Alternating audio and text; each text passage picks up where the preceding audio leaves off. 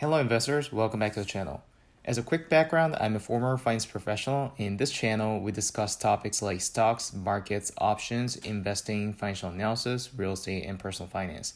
Please press the subscribe button below if you're interested in any of these topics. We saw quite volatile past few days for the Chinese internet companies listed on the US exchange. I was actually planning on going over some of the important high-level concepts in investing in the first few videos, like trading versus investing, technical versus fundamental analysis, before we start actually covering some of the complex topics. However, I decided to post a market commentary instead due to the recent moves in Chinese stocks that present some great opportunities. To reiterate the investing psychology video, let's disregard any of the biases or emotions we have against China. We're simply looking for great companies and good investment opportunities. Nothing more, nothing less. Let me quickly go over what happened recently that created this opportunity in Chinese companies. First, the skirmish between the US and China has been going on for a while. The most notable recent dispute was the trade war in 2018, where President Trump initiated tensions by reducing imports. Second, Chinese regulators imposed direct oversights on Chinese tech companies, namely Alibaba, Tencent, Meituan, like blocking ant IPO. Third, and this is the most important, Chinese regulators published a memo banning the education tech companies from raising foreign capital and turning them into non-profit. There were also other incidents like the antitrust regulations against Tencent and Tencent Music, but the idea is that there have been increasing pressures by regulators on the Chinese internet/tech companies. The third news basically triggered the most damage to the Chinese stocks trading in the US last Friday, also known as ADRs, American Depository Receipts. These are just another name for foreign stocks trading on the US exchange. Look at how much damage it caused. I've outlined investment opportunities into three sections based on this table. The first is the education tech sector. If you notice, most of the companies listed on the table are ed tech sector, aka the education tech sector. Namely, EDU and TAL took the largest hits, dropping more than 60% in a single day. The first thing to do in these situations is to understand what's causing such large price movements. Remember, a company's stock price reflects both the market sentiment and the business's future cash flows. Market price is a discounting mechanism and it looks forward and discounts back expected cash flows. Would this new regulation affect EDU's cash flows? Obviously, the market is saying that it would because the prices are down 70%. If EDU were to turn into a non-profit entity with heavy regulatory oversight, they would be limiting their ability to change high prices for its classes, directly impacting their revenues. Not only that, an oversight means its business model may be negatively impacted. The regulators may impose restrictions on its profitable businesses just because they don't fit the government's ethical criteria of providing education. The bottom line is, it's not difficult to see that the Chinese authorities may have direct impact on the ed tech sector, so it's understandable that these stocks are crashing. So in my opinion, this Chinese sector is probably too risky. These ed tech companies may be able to turn around to their original trading levels only if the Chinese regulators rescind their memo. I would personally try to not to bet against these Chinese regulations because that's just pure gambling. It's like betting on who would win the US presidential election. More importantly, I don't think the reward is enough to take the risk because even if the regulators roll back their restrictions, there's always going to be pressure on the stock due to looming regulatory risks, limiting the stock's upside. The second set of opportunities is what I'm more interested in, and these are the Chinese internet companies like Alibaba, Tencent, and Pinduoduo. These companies are dominant positions in China in their respective industries like e-commerce, cloud, social media, and agriculture. At the moment, I don't see a reason to believe that this regulation on the ed tech sector can have real impact on the rest of the Chinese companies. I see arguments being made saying this is only the beginning of a larger crackdown on the Chinese tech companies. I also totally understand that's a big risk. It is a possibility that the ADRs may get delisted, which could certainly hurt the market values of these companies. And there's some evidence that delisting is a real threat. I mean, if you look at these charts, you'll notice that the sell-off on Friday last week, on July 23rd, was not out of thin air actually. The Chinese names have been getting punished since early 2021 for a few months now. Generally speaking, when the stock prices move this much due to concern about regulations, they usually recover within a few weeks or months.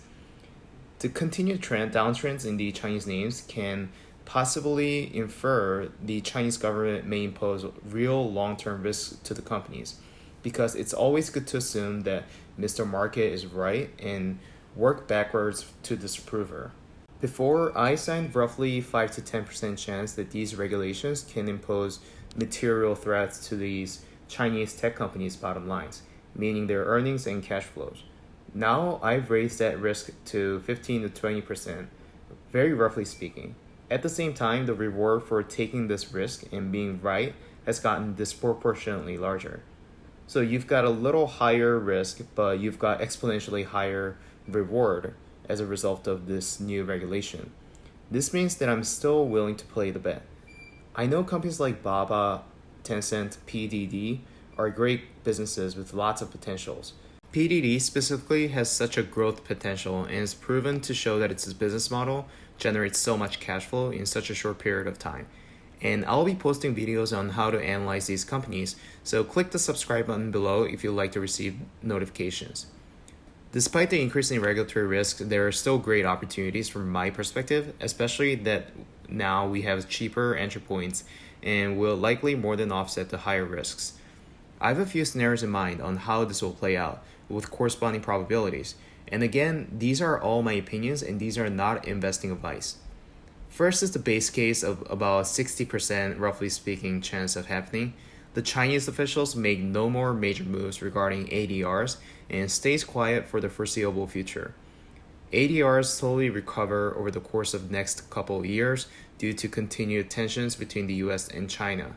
Chinese internet companies show high profitabilities and the markets eventually price appropriately to their true earnings powers. Second case is a bull case of roughly 20% probability. The Chinese officials come to truce with the US government in the near term regarding several issues and eliminate the risk of ADRs from being delisted. The Chinese regulators roll back their restrictions on ad tech companies, and regulation risks are lowered and pressures on the ADRs are alleviated, bringing them back to par with their American counterparts in terms of trading multiples. And the last case is a bear case of, again, roughly 20%. The Chinese officials go full blowout against the US and US listed Chinese companies and ban foreign capital raising for all domestic companies, which means that Alibaba, Pinduoduo, and Tencent cannot be listed on the US exchanges anymore, and they won't be able to raise capital overseas, hurting their ability to raise financing and future business plans. Chinese domestic companies above a certain market cap, roughly $100 billion, will be heavily scrutinized by the government and will be subject to strict measures such as more than 50% ownership by the state or destroying incentives for the management team for growth. It's not worth trying to predict what's going to happen, but it's certainly worth trying to think of various scenarios and assign your own probability for each event and make investment decisions based off of that. Based on the above, my chances of winning on this bet is 80% over the next couple of years, which I'm more than willing to take.